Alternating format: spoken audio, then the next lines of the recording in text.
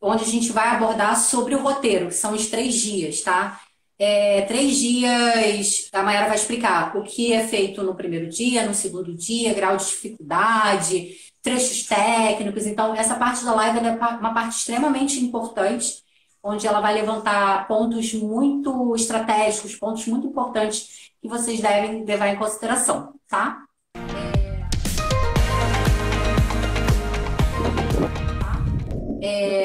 Então, vamos lá, Mayara, como que é esse, para descer Petrópolis, Teresópolis, no caso, pode fazer em um dia, 2 dias ou 3 dias, né? Eu queria que você falasse um pouquinho sobre isso. Tá, então eu vou tentar explicar um pouquinho aí de cada possibilidade, né? O tradicional em 3 dias e as outras duas opções. E já avisar aqui para a galera que a gente anotou algumas perguntas que foram feitas e depois que a gente fizesse esse resumo aqui sobre o roteiro, a gente vai. Eu tô com algumas perguntas aqui para responder também, tá? Então, quem perguntou aí alguma coisa, a gente ainda vai entrar nessas perguntas. Então, vamos lá para o roteiro, né? A travessia Petroterê, normalmente, ou a maior parte das vezes, ela é feita em 3 dias. A maior parte das pessoas vão preferir dessa forma. Além de ser o formato tradicional, é, as pessoas vão ter um maior tempo de aproveitamento, enfim, e vão poder realmente curtir alguns momentos que acabam ficando limitados quando você tem menos tempo, né? Tipo o pôr do sol, nascer do sol. Então, esse é o melhor formato para quem quer, de fato, aproveitar a travessia. 3 dias. Então, o primeiro dia, a gente começa em Petrópolis, né? Isso na versão tradicional, mas a gente já falou aqui também que pode ser feito no sentido inverso. A gente começa em Petrópolis, na portaria do parque, portaria do Parnaso, e a gente começa a caminhada a 1.100 de altitude, né? Esse bairro onde tem a portaria do parque já é um bairro bastante alto, na verdade. Então a gente já começa a 1.100 de altitude, com o objetivo de chegar até o Açu a 2.200. Então, nesse primeiro dia, a gente tem um desnível de 1.100 metros. Isso já mostra um pouco do que vai ser a caminhada, né? A gente vai ter bastante subida. Então, a subida até o Açu são 8 quilômetros. E para algumas pessoas até parece pouco, assim, né? Realmente seria pouco, assim, numa caminhada reta, mas de fato é uma caminhada exigente, uma caminhada difícil. Não tem trechos técnicos nesse primeiro dia, mas você de fato vai ter aí mais ou menos 90% do caminho vai ser de fato subida. Vai ter poucos trechos retos ou descida, enfim. Então, esse é um dia bastante exigente e como a gente costuma fazer, né? Na verdade, aqui até entra um detalhe que as pessoas costumam questionar muito, que é a questão do ritmo. Ah, será que eu vou aguentar o ritmo? Será que eu vou conseguir fazer no ritmo do grupo? Essa sempre é uma preocupação de muitas pessoas, não só por questão de preparo, mas às vezes por questão de preferência mesmo, que algumas pessoas querem fazer uma atividade de forma mais tranquila, não quer estar ali pressionado. É, então, essa é sempre uma dúvida. E o que a gente costuma fazer, embora a gente sempre tenta manter um ritmo agradável, né? Até porque a ideia é estar apresentando os pontos, enfim, as pessoas tendo a oportunidade de parar no lugar e relaxar. Então, a nossa proposta já é uma caminhada num ritmo tranquilo, mas o que a gente trabalha no seguinte sentido, a gente tem sempre ou quase sempre mais de um guia com o grupo, né? Com a ideia de manter sempre no mínimo 5 pessoas por guia. No máximo, desculpa, no máximo 5 pessoas por guia. Então, o que que a gente consegue fazer com isso? Quando a gente tem ritmos diferentes no mesmo grupo, a gente consegue administrar isso. Normalmente a gente não separa o grupo de forma estanque, só em casos mais distantes, assim, mas ainda que você mantenha o grupo relacionado, você consegue manter ritmos diferentes. Então, um exemplo, você tem ali 2 guias, e aí parte do grupo está andando um pouco mais rápido, parte do grupo está um pouco mais lenta. E aí você consegue uma divisão natural. Quem está indo um pouco mais rápido, está indo ali com o guia que está na frente, o outro vai indo mais tranquilo aqui atrás. E nos pontos de encontro, a gente está sempre, de novo, reunindo o grupo. E aí, de novo, aquele que chega primeiro sai na frente, enfim. Então, eu estou fazendo questão de falar isso aqui, porque é realmente uma dúvida que a galera tem muito. Como eu vou saber se eu vou conseguir levar o ritmo das outras pessoas? Então, eu costumo sempre deixar claro isso. Você não vai precisar, de fato, acompanhar o ritmo das outras pessoas. Normalmente a galera consegue aí basicamente ir no seu ritmo. Claro que Uhum. a trilha tem uma logística, né, de tempo ali, de parada, coisa e tal. Mas as pessoas conseguem sim administrar o seu próprio ritmo, porque a gente consegue dar uma dividida no grupo tendo uma equipe de guias. Então, vamos lá, né? No primeiro dia, a gente vai ter essa subida forte até o Açu. Em média, a gente leva com o grupo ali em torno de 6, 7 horas, às vezes um pouco mais, dependendo das circunstâncias, mas mais ou menos essa média.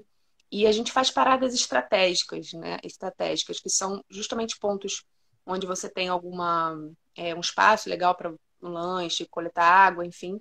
E também pontos onde você tem uma divisão entre o tempo de caminhada, né? Então você caminha ali 1 hora e pouco, tem um ponto específico de parada onde você consegue se recompor. E durante a caminhada, né? Tô falando desses pontos de parada, mas durante a caminhada a gente, evidente, faz paradas de acordo com a necessidade de cada um. Então a gente segue mais ou menos essa ideia, né? E então a gente chega no Açu depois de 8 quilômetros, mais ou menos 7, 8 horas, 6, 7 horas de caminhada. O Açu tem 2.232 de altitude. Então, do Açu, a gente já avista o sino, já avista toda a Serra dos Órgãos, né? Então, você já consegue, inclusive, ver o destino do segundo dia. A chegada no Açu é sempre bastante, bem interessante, assim, né? Que você tem aquele primeiro impacto, assim, de estar na montanha. Você tem uma vista muito ampla para o Rio de Janeiro. Então, é outra coisa que surpreende muitas pessoas. O tanto que a Serra dos Órgãos, né? Apesar de ser um lugar ali único, tá tão próximo, assim, de uma grande cidade. Enfim, então, você tem uma visão nítida para o Rio de Janeiro. Inclusive, a gente já teve a oportunidade de participar, de passar junto lá um Réveillon no Açu, né, Vivi? Que foi fantástico também, deu para assistir toda a queima de fogos do Rio. Só para vocês terem uma ideia do quanto a vista é privilegiada para o Rio, né? Então, esse é o primeiro dia até o Açu. Falei do tempo, né? Do quilômetros.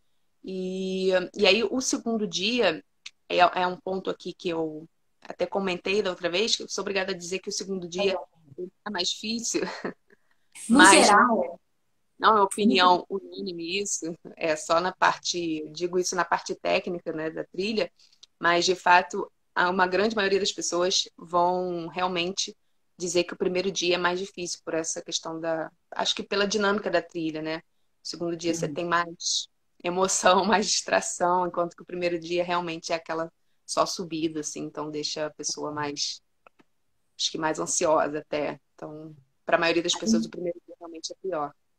a gente até brinca, fala, né, que se a pessoa passar do primeiro dia, a gente está falando com relação a treinamento físico, né?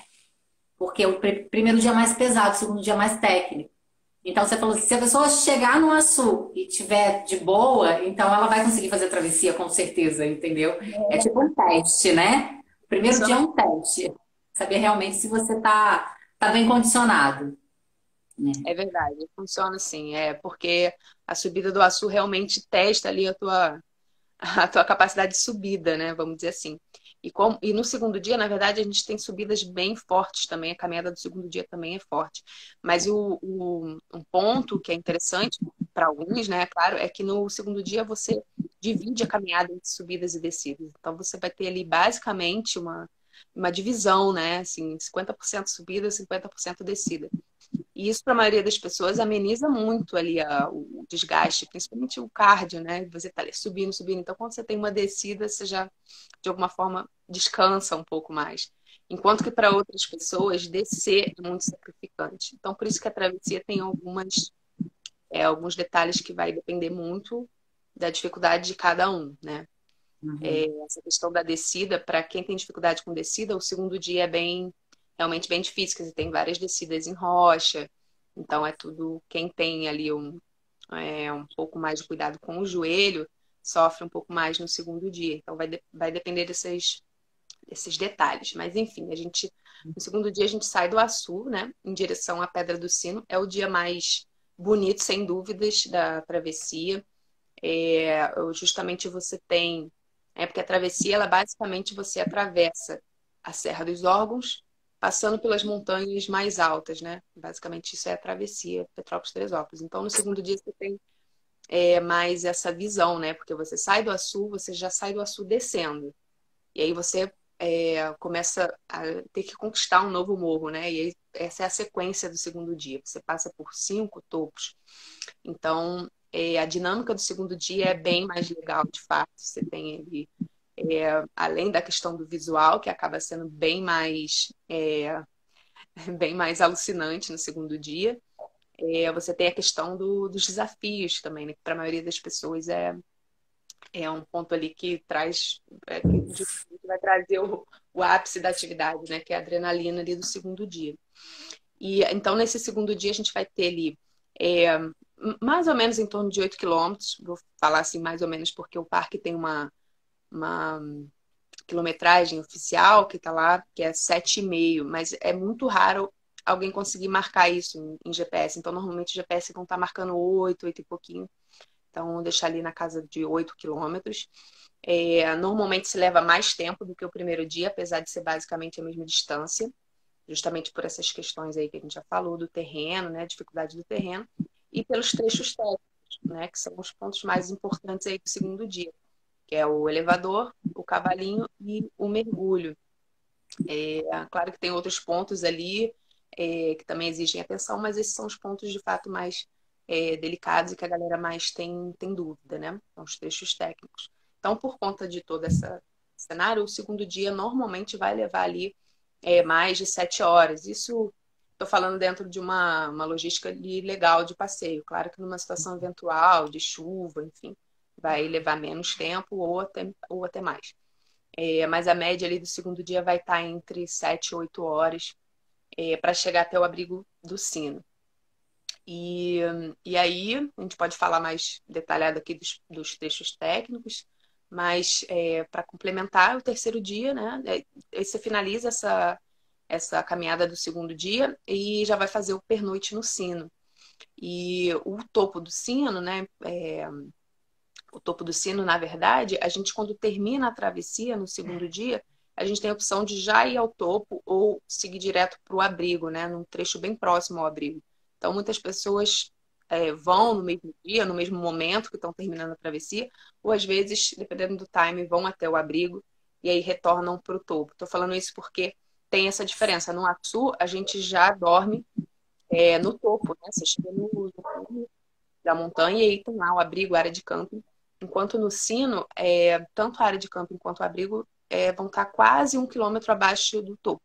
Então você tem sempre esse ataquezinho ao cume, né? Quando você vai fazer pôr ou nascer do sol, partindo do abrigo ou do Sino. E aí no terceiro dia, a gente sai do abrigo do Sino em direção à sede, Teresópolis. São 10 quilômetros, só descida, não tem trecho técnico, não tem dificuldade no terreno. É só realmente uma descida que é exigente porque leva tempo, né? Normalmente se leva ali entre mais ou menos 4 horas para fazer esses 10 quilômetros de descida.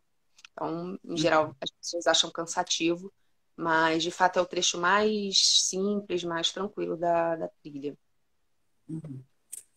Tem aqui algumas perguntas. Gente, se tiver alguma pergunta. No geral, as pessoas, a gente sabe que são 3 trechos técnicos, né, que geram bastante dúvida e as pessoas querem informações, que é o elevador, que é o mergulho e o cavalinho.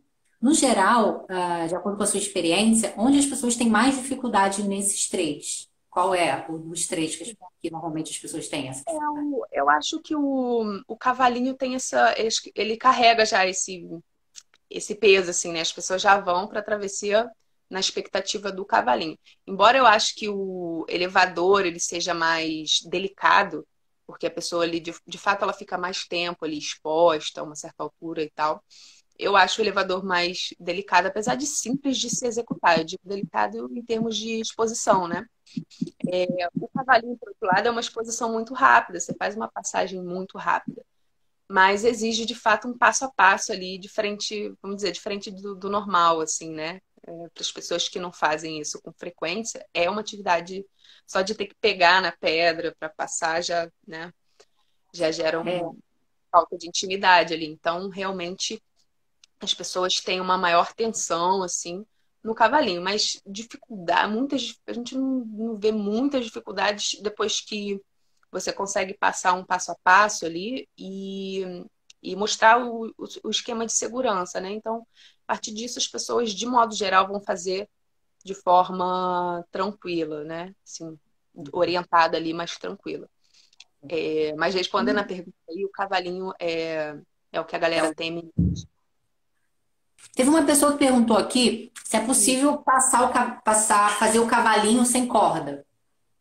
É possível, é possível.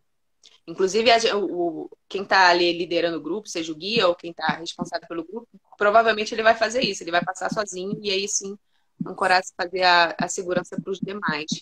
É claro que é o free solo, né? O free solo não permite erro, então assim, É. a gente acaba não recomendando, mas é óbvio, tem várias pessoas experientes que vão passar ali e vão dizer para você que é fácil passar, né? Vai depender muito do preparo, né? E da intimidade mesmo de cada um com aquele tipo de atividade. Um escalador, por exemplo, o cavalinho não é nada, é um pulo. Mas para a galera que não tem realmente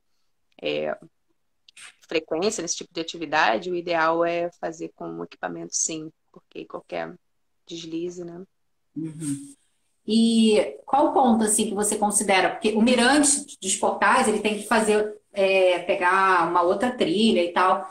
Mas É, durante a travessia mesmo, qual o ponto que todo mundo fica? Oh, então, assim, eu gosto muito, assim, toda a travessia, eu até costumo falar isso, porque o legal da travessia é porque você vai mudando os cenários muito rápido, né? Então, cada montanha, cada vale, você tem uma visão diferente da própria Serra dos Órgãos. Então, é difícil até escolher o melhor cenário, mas eu gosto muito da vista do Morro da Luva, e da descida do Morro da Luva, porque justamente você começa a descer bem de frente para o Dedo de Deus.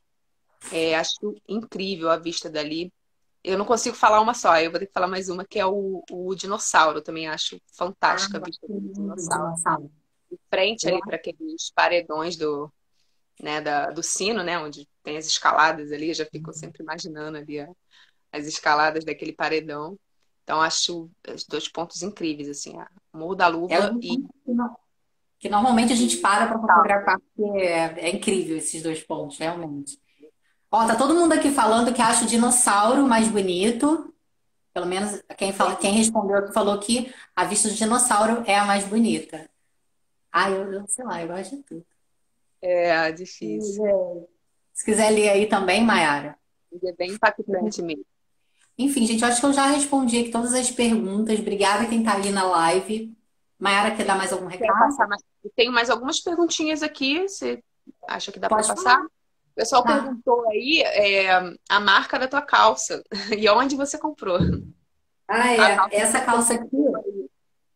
essa daqui é da Decathlon, é aquela que eu falei que vira short, tá? Tira aqui, ela vira short. E eu comprei na Decathlon. Aqui no meu Instagram, se você for na. Tem assim um íconezinho em cima do IGTV, do lado tem um íconezinho que é uma sacolinha. Se você clicar ali, eu já coloquei uma foto com essa calça e o link dessa calça. Então você consegue ir direto para o Instagram, para o site da Decathlon. Se você puder investir numa calça, sugiro essa daqui que é muito boa. Pode perguntar. Beleza, aí a gente não falou, acabou não falando do bastão, mas realmente não, assim, não tinha muito detalhe para acrescentar, mas estava lá na listinha também de essenciais. Na verdade, para essa travessia, não que ele seja obrigatório, assim, essencial, mas ajuda muito, galera. Pessoal, assim, tem muita gente que não tinha prática, não tinha costume de usar o bastão, e será que eu uso, não uso? Na dúvida, levou e assim, e passou a usar, porque realmente.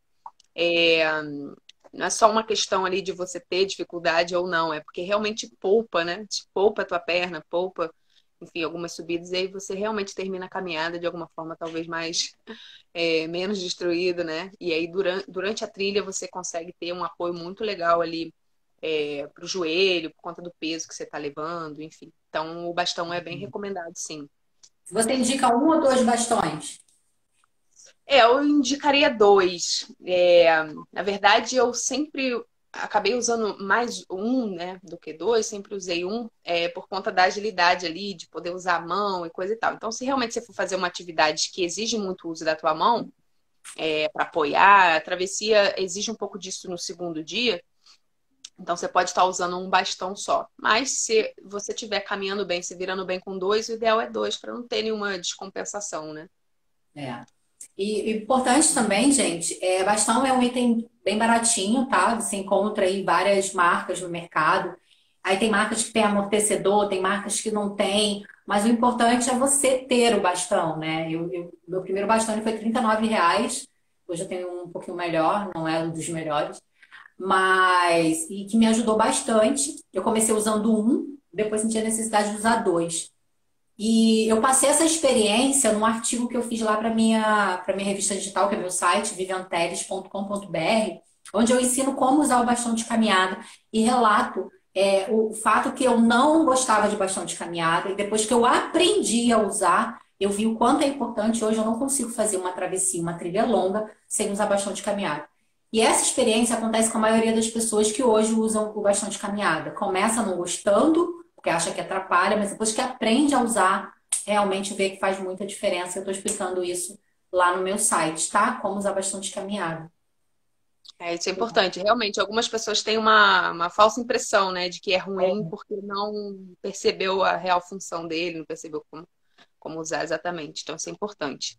Verdade. Uma pergunta que voltaram a fazer aqui, também fizeram na última live, eu já estava devendo, é sobre a questão do. A galera pergunta muito, né? Qual preparo físico que eu devo ter?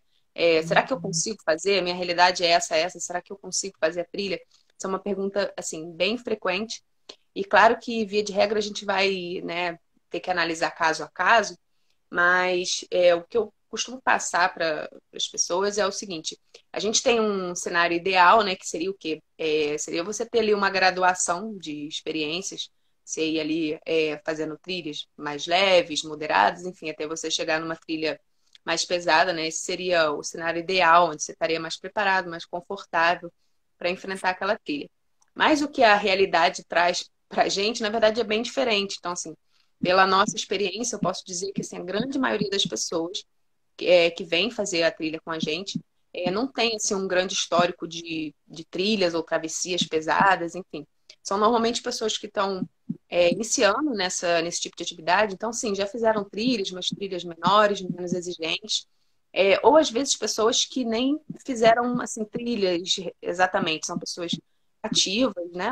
Então, sempre deixo esse detalhe, né? Claro, se a pessoa ela não é ativa, uma pessoa sedentária, enfim, é óbvio que não é recomendado ela fazer uma atividade tão exigente. Ou se ela tem algum problema de saúde, em que essa atividade exigente vai trazer prejuízo, enfim. Então, são detalhes responsabilidades até ali que a pessoa deve ter nesse sentido. Mas, de modo geral, para responder realmente a dúvida que a galera tem, as pessoas vêm sim, pessoas iniciantes, pessoas que realmente ainda não fizeram travessias, até porque a questão da trilha ela envolve mais do que o preparo físico, né? Tem toda a questão psicológica. Então, tem muita gente que tem um preparo legal, que tem uma experiência legal, mas sofre bastante com ansiedade ali durante a trilha. Então, tem maior dificuldade de administrar a caminhada. E às vezes pessoas que não têm experiência com trilha, mas são pessoas ativas, pessoas que conseguem administrar bem ali as dificuldades, né, que vão surgir, evidente. Você está fazendo uma caminhada de 3 dias, com mochila pesada, uma caminhada extremamente pesada. Então, tudo vai estar bem diferente do cenário normal, né, até para quem já tem a prática. Então, eu sempre deixo essa brecha, né? A gente não tem critérios que exclui pessoas. Tipo, não, você tem que ter feito tal e tal trilha ou tal tipo de coisa para poder fazer a travessia. Não. Claro que a gente vai conversar, então, se você tem uma situação específica e quer trazer para a gente conversar, a gente está à disposição para isso. E às vezes a pessoa ela precisa relatar, né, coisas que ela já fez, para a gente ter uma ideia do quanto ela estaria preparada ou não, mas deixar isso aberto, que realmente não tem um critério assim tão objetivo que a gente possa dizer, precisa ter isso ou aquilo. Realmente, pessoas iniciantes começaram a fazer travessias na travessia Petrópolis-Teresópolis, então fica esse detalhe aí, né, que não é uma regra, não dá para a gente estabelecer uma regra. E lembrando que foi o que a Mayara falou, não sei se foi nessa live ou na outra live, que quando ela vai com um grupo, ela vai com mais de um guia, às vezes são 3 guias, e é normal os grupos se dividirem, né? Tem aquele grupo que anda bastante, aquele grupo que anda mais ou menos, e aquele que é mais lento, né? Eu sou o mais lento. Eu vou fotografando, filmando, sempre para trás. Então tem essa divisão de grupos naturalmente em todas as expedições. Então, se você anda mais devagar, vai ter alguém ali para estar andando, para estar te acompanhando, né, no seu ritmo. Obviamente que não dá para relaxar muito, né? Tem que se esforçar, porque é para fazer esforço realmente. Mas tem essa questão também do entendimento do condicionamento de cada pessoa. Foi, Vivi. O pessoal perguntou também da questão de como se tornar guia do parque, né? E perguntaram isso na última também. Então, só rapidamente aí para responder, eu falei da última vez, o curso que nós fizemos do parque foi um modelo que não acontece com frequência, que é um modelo uma parceria entre a Guiperge e o Parque Nacional Serra dos Órgãos. Então, o curso, ele inclusive foi feito dentro do parque e tal. Esse curso não acontece com frequência e também o parque não tem um critério para estabelecer a frequência com que ele vai acontecer. O último foi em 2015, antes disso acho que foi em 2007, se eu não me engano. Então, não é algo periódico, mas a Agperge, né, para quem tem interesse em fazer algum tipo de curso nesse sentido, a Agperge oferece esse tipo de curso de condutor de trilhas, enfim, de escalada. E aí a pessoa não necessariamente teria que ser credenciada no parque para atuar, né? Mas se ela quisesse vir a se credenciar, o parque tem critérios específicos, mas a pessoa com esse certificado, né? Ela pode solicitar isso perante o parque. Mas de toda forma, a pessoa não precisa ser credenciada do parque para estar guiando dentro da Serra dos Órgãos, não? Precisa ter uma credencial de guia. E você fez esse curso em que ano do parque? 2015. De 2015 até agora eles não abriram mais vagas? Não. E esse curso ele foi específico para quem mora na região ou abriu para qualquer pessoa? Na verdade, ele acabou abrangendo depois outras pessoas, mas de início o critério inicial foi dar prioridade para as pessoas que moravam ao entorno do parque. Aquela ideia de fomentar o turismo de base ali, né? O turismo local. Então, de início teve essa prioridade, mas de fato, depois, no final do curso ali, né, apareceram pessoas principalmente vinculadas a clubes, vinculadas ao montanhismo de modo geral. Então, no final do curso, acabou abrindo esse espaço. Mas, no primeiro momento, o critério foi esse, sim. Então, uma coisa assim que a Mayara deixou claro é que existem outros cursos que você pode fazer. Eu não entendo muito desses cursos, mas, por exemplo, ela indicou o curso da Guiperge, que é um curso para condutor. Existe o curso de guia mesmo, que é da Cadastur, né? Que aí já é um curso mais completo, que você pode guiar até fora do Brasil. Então, existem vários tipos de cursos, né? Que eu não entendo bem disso. Mas você não necessariamente precisa fazer esse curso do parque para poder guiar dentro do parque, né? Qualquer pessoa pode guiar dentro do parque, né? Qualquer pessoa pode.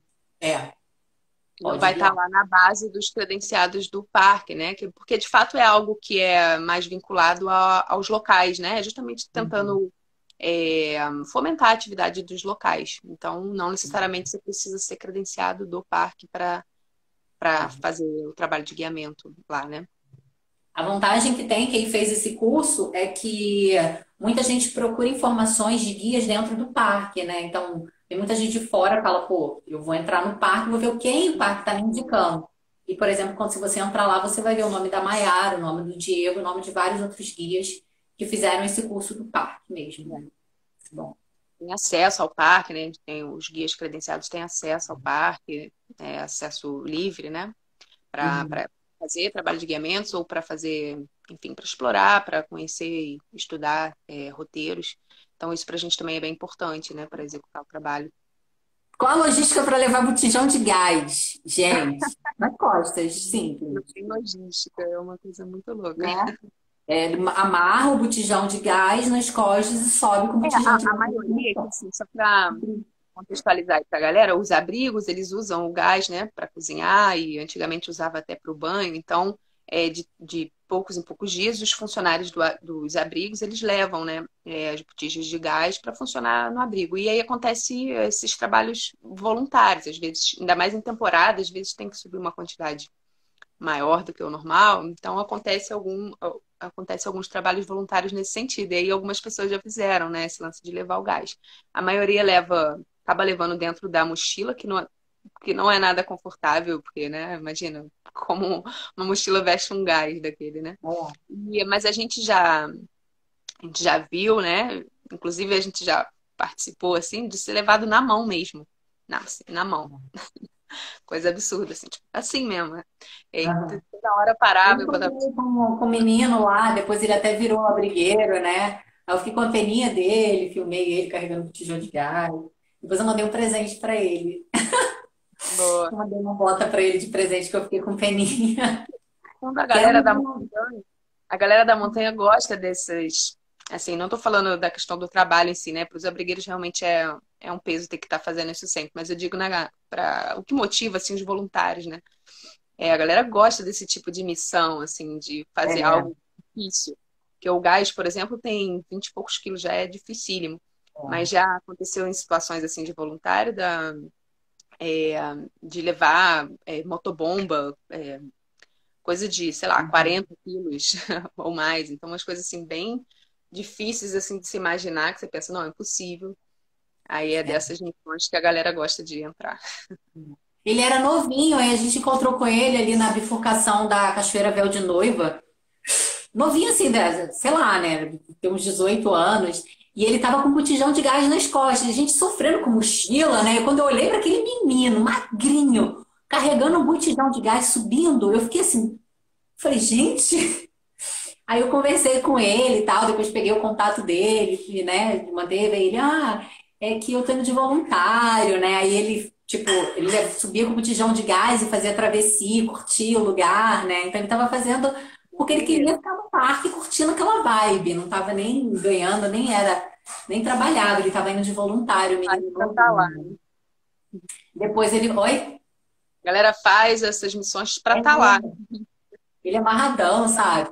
Então é isso, gente. Obrigada pela presença, Mayara, que deixou algum recado. Obrigada, Mayara, também, ao Diego, que está aí respondendo o pessoal. Boa. Agradecer, né, galera? Agradecer aí pela audiência. É sempre bom manter esse contato aí mais direto com vocês, falando aí do tema da montanha.